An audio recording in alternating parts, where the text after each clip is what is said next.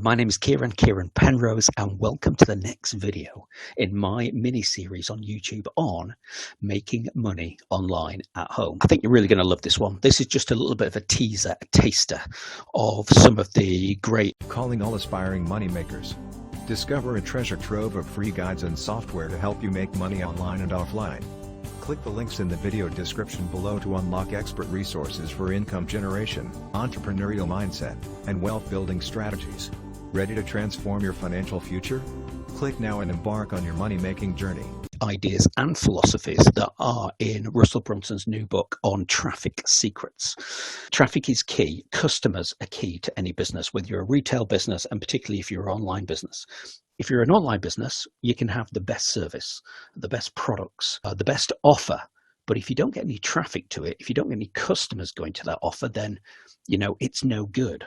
So I love the thought and idea that Russell's book is in essence broken up into three parts. The first one is more around strategy, and I'm going to pull out and particularly emphasize some of those key points now over the next couple of minutes. It then goes into section 2, which starts going into a little bit more detail, talking through some of those tactics, some of those thoughts and ideas. And then in section 3, talks about growth hacking, which is equally stimulating. So this is just a little bit of a teaser, a taster. I highly recommend his book. Here are some of my key takeaways. The 5 I'm going to talk you through. Number 1, building your list. Number 2, your dream customer.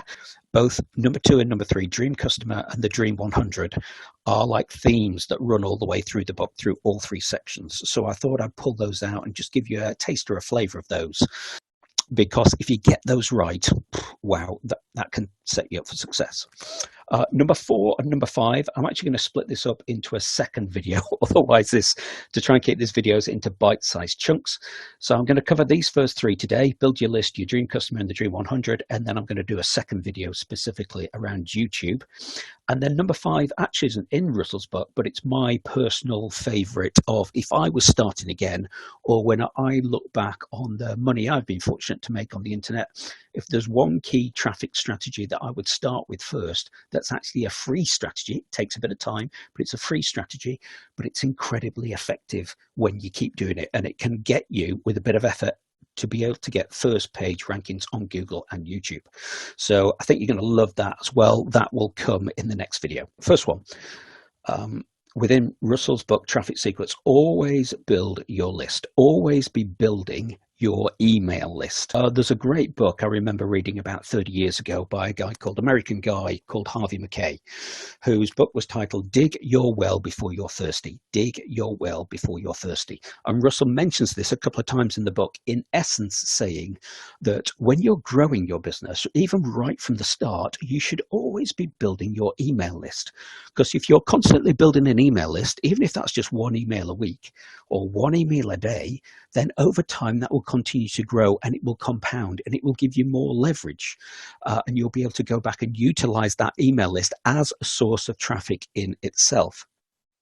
I know I made the mistake when I first started online, is that when I was selling an e-com product, because I had so many other things to think about as a business owner, I mean, it was my first time selling online, this is going back 5 years ago, is a little bit like I described in one of my previous videos, and I've replicated the diagram here. Instead of taking the traffic here to capture their email list into some sort of opt-in page or landing page or squeeze page, then onto a thank you page, maybe delivering some bonuses or a gift, and building know, like, and trust, building a relationship, engaging your customers, then taking them to the sales page with your offer or your product, in my case. 5 years ago, I made the mistake of buying a lot of traffic, still buying traffic now, in fact, and sending it straight to the sales page rather than sending it to a bridge page or an opt-in page first, to be constantly growing that email list. If you've got that email list, you can fall back on that and use that as a traffic source. If I could turn the clock back, that's one of the things I would do differently 5 years ago. So I encourage you, if you're starting off or if you're looking at your existing business or service, please do start capturing that email list, because it's also a highly valuable business asset. Russell gives the example in one of his previous books that say one of the main reasons why Facebook paid $19 billion for WhatsApp. Facebook bought WhatsApp for its email list, because that was a way that Facebook could almost literally grow overnight and add these millions upon millions of new users that weren't currently in the Facebook ecosystem. So keep building your email list, and it's a massive business asset that will make your business more attractive as and when you want to exit that business, or as and when you want to make more money from that business. So please do keep building your list, drive traffic through your funnel. Don't just drive it straight to the sales page. Make sure you've got some way of capturing the email address and engaging with your customers, building a relationship so they get to know you a little bit. And if you like that approach, or if you think, oh, I'm not doing that at the moment, or I'm doing it, but I could be doing it better, my aim is in the next couple of days to share another video clip. I've got a great clip just to give you a little taster and a teaser of how you can do that, and how you can do that in a really super simple and effective way. So also look out for that in the next couple of videos, a clip from Anik Singhal. Your dream customer. Who is your dream customer? In a previous video, I talked about attracting your dream customer, or attracting your ideal customer. Russell talks about it again in his Traffic Secrets book. It's one of the key tenets, one of the key philosophies of his business, knowing and understanding who your dream customer is. If you know who they are, it's much easier to find them and target them. It's also easier to approach them and talk to them in a language that they understand, because you're putting yourself in their shoes. Then you're thinking about the blog or the ad or the website or the podcast or the free magnet and bonus that you're giving away. If you're constantly putting yourself in the shoes of your dream customer, then it's much easier to talk their language. There's a great bullet point here, and I love this. Russell mentions this in his book. Enter the conversation already taking place in the customer's mind. Enter the conversation already taking place in the customer's mind. In order to do that, though, or in order to make that easier to do, you've got to understand who your dream customer is. Once you understand your dream customer and you've done an avatar, or if you've done a profile of that dream customer, as far as saying what's their age, what's their income, what are their fears, what are their hopes, you know, where do they congregate online, who are they influenced by, who do they look up to? Once you know that better, it's easier. That will influence your whole strategy, and it will influence your tactics day in, day out. If you can enter the conversation already taking their place in their mind, it's much easier to put suggestions in. They feel like, on the receiving end, they feel like you're talking to them individually. They feel like you know who they are. They feel like you're one of them because you're talking their language and you're putting it across in their words. I love this quote here, bullet point number 2. This is from Tony Robbins. In order to influence someone, you must first know what influences them. In order to influence someone, you must first know what influences them. So if you're trying to influence somebody, or in essence persuade them, you know, to buy your product or your service, or come back and buy more, or recommend you, refer you to other people, you first got to know what influences them, where they hang out, who they like, what TV shows they watch, what do they read, where do they go online, what Facebook groups are they in. If you know that, it's much easier to get to know and understand your customer.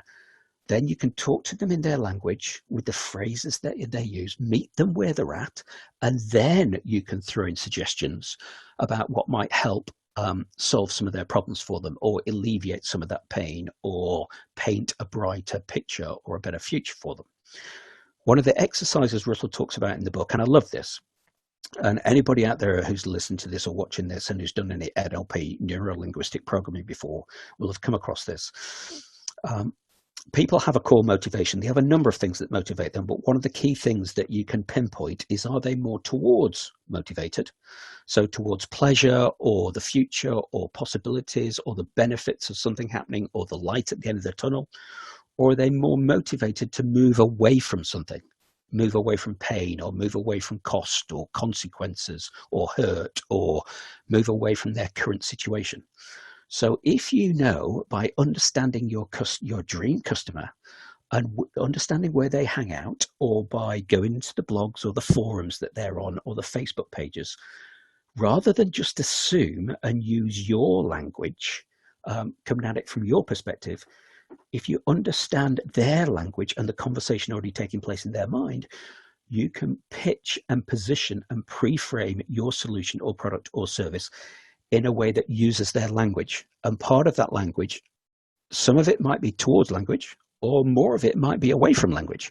As entrepreneurs in general tend to focus more on towards language, possibilities, the future, ideas, creativity. Whereas it might well be the ideal customer that you're going at in order to move them or prompt them or get them to at least test and try your product, to share their email address, to come into your funnel. You might be using more away from language to move away from the situation or the problem or the pain or the challenges that they're facing at the moment. They may be less focused on the future. They just want to get away from the situation that they're in at the moment.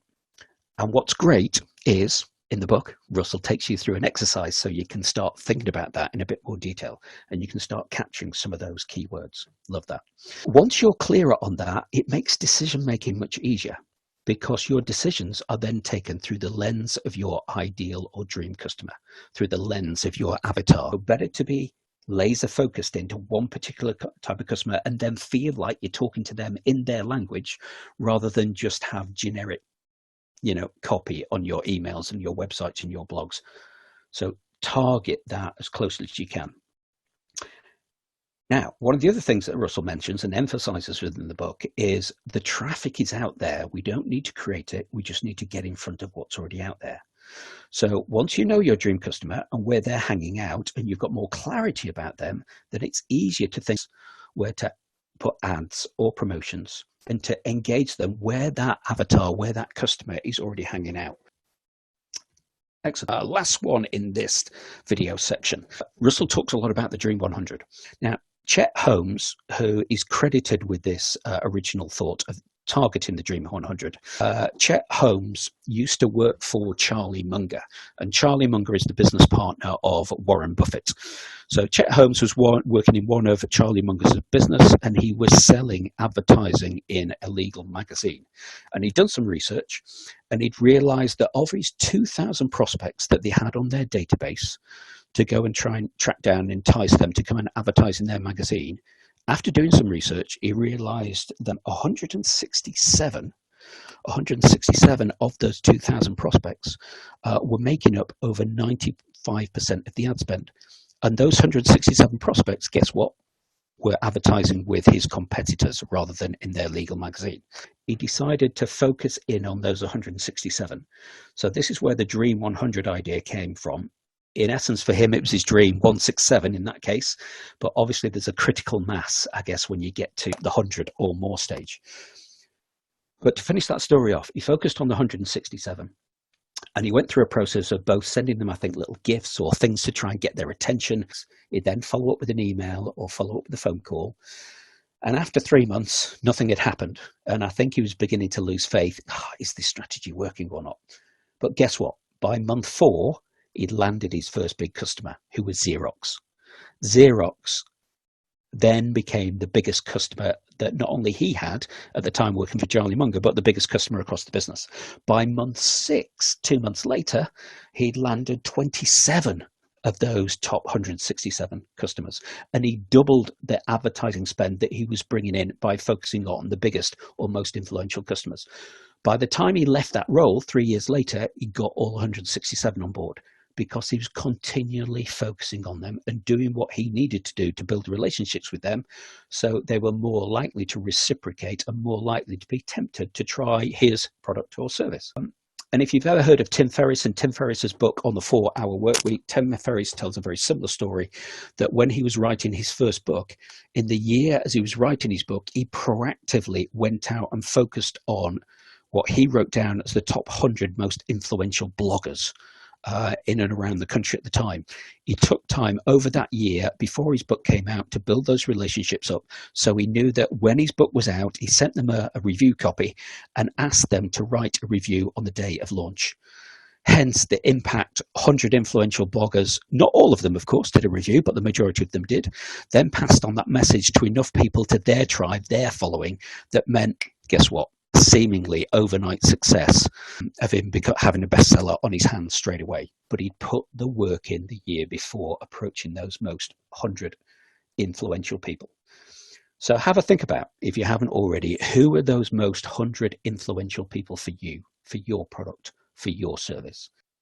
This strategy really works. It takes a little bit of time, but it's worth taking the time and effort to start having a list. Who are your Dream 100? In fact, if you've got a product or a service or something on the internet, who in your Dream 100 has already got a distribution list or a distribution channel that if they were to promote your product, or if they were to send out an email on your behalf, or if they were to have you on their podcast, or if they were to mention you in one of their Instagram videos, that would warm you up straight away to their tribe, their following. And whether that's hundreds of people, thousands of people, or millions of people, depending on the influencer who comes back and says, yeah, yes, who would that be for you? Because that can literally, you're then preaching to warm traffic, because you're piggybacking on the authority of that influencer. But you've got to put the time and effort in to build a relationship with that influencer first. And again, what's great, there's an exercise in the book that Russell takes you through how to identify those for you. Now, I'm going to do another video where I talk you through number 4 and number 5. So Russell's thoughts around YouTube, I'll add my own thoughts in on that as well. And then I've got a specific one, the 24-hour Google ranking formula. Oh, it's so simple but super powerful. It's a fantastic technique. Actually, it's a free technique. It will take some time and effort, but if you can do this, there is a way of, over time, then getting first page rankings on Google and YouTube if you follow this formula. So I'll be giving you a little bit more of an insight into that on the next video. I think you're really going to love that one. Great stuff. So I highly recommend getting Russell's book, particularly because I believe he's still got it on offering it for free at the moment. You only have to pay for shipping and handling wherever you are in the world. If you are interested in that, actually, I'll probably put a link in the comments below. If you are interested, based on what I've said before, check it out. There's some fantastic stuff in Russell's book. Hope you found this useful. If you have, please like or share or subscribe or comment down below. And I look forward to talking to you again in the next video. Thanks for watching. Thanks for listening. Bye for now. Attention dreamers and hustlers. Want to make money and create the life you desire? Click the links below in the video description to gain access to free guides and software that will empower you on your path to financial success. Take action now and unlock your money-making potential.